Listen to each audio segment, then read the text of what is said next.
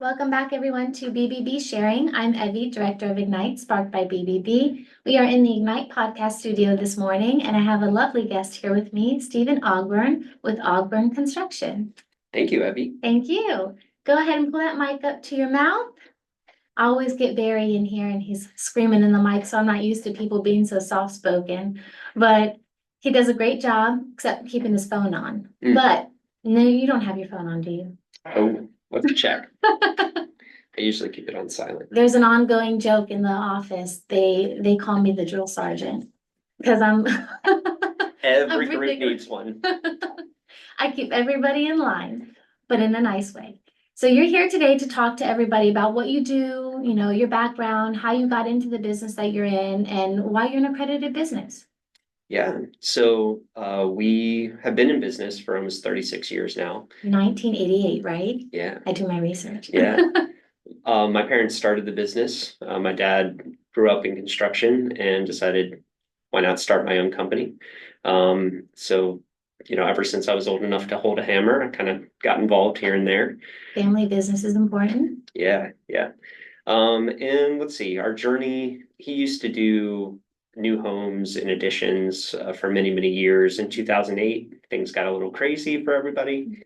And we switched to accessory structures. So we were building garages predominantly. Okay, cool. Yeah.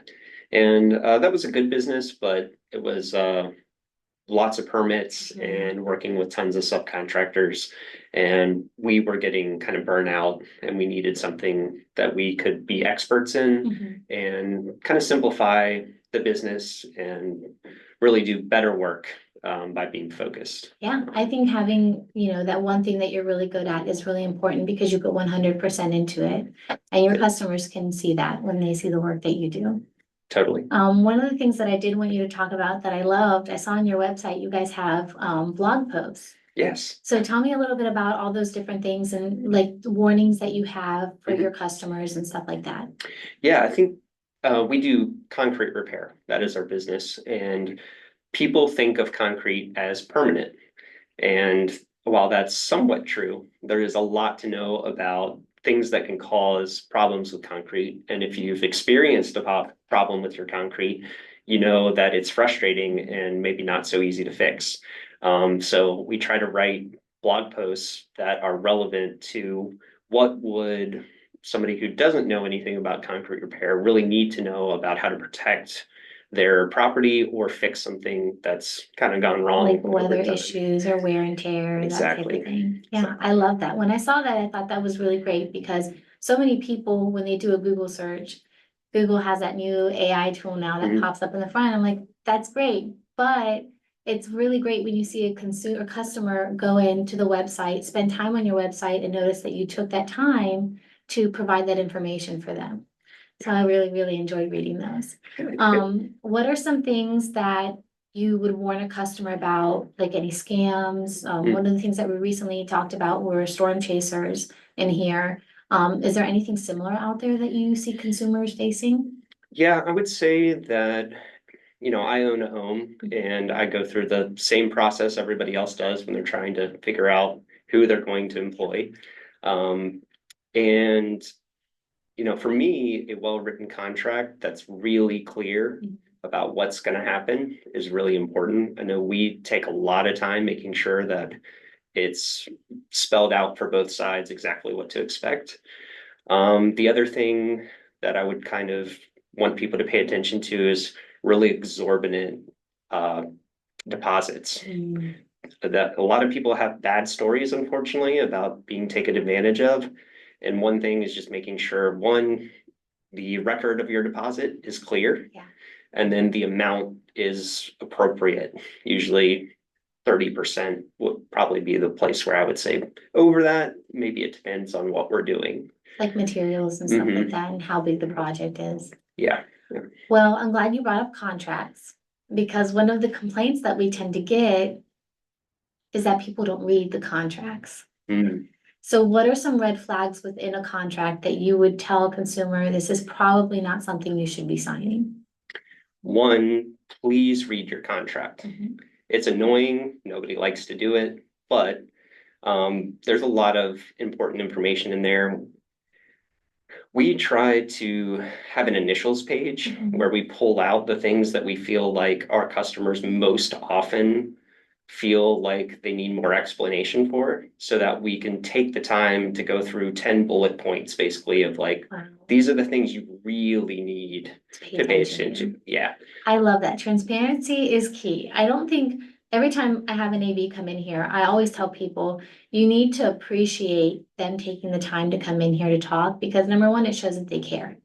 And number two, it shows that they really, really love what they do. And when someone really loves what they do, it means they're going to put 100% into the work they do for you.